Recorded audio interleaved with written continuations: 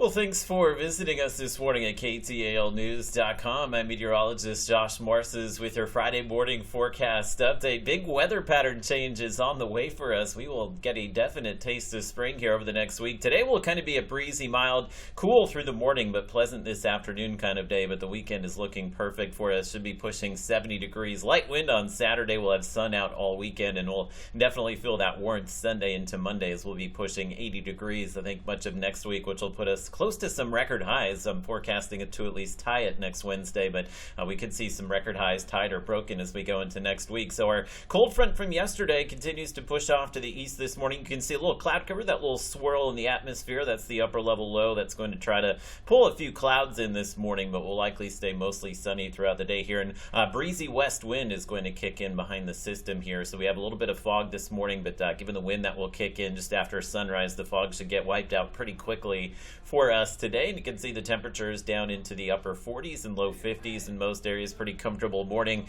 And wide look at the region, you can see that area of low pressure as that continues to move to the northeast. That's the reason we'll feel kind of that breezy and dry west wind today, but we'll push the rain and clouds away from us. Some heavy rain yesterday north of I-30. We had a number of flash flood warnings, but we'll be dry for the next week or so. And you can see that southwest breeze already kicking in this morning, and the winds will kind of turn to the west and northwest later today. Given the breezy conditions, it will feel cool through the morning, but pretty nice this afternoon. If you find a nice spot protected from the wind, your highs will wind up in the low to mid 60s as we go through the afternoon today, which will qualify as maybe the coolest day over the next week, as we'll see a lot of those days in the 70s and low 80s. So taking a look at your Robins to Futurecast, the mostly sunny conditions out there today.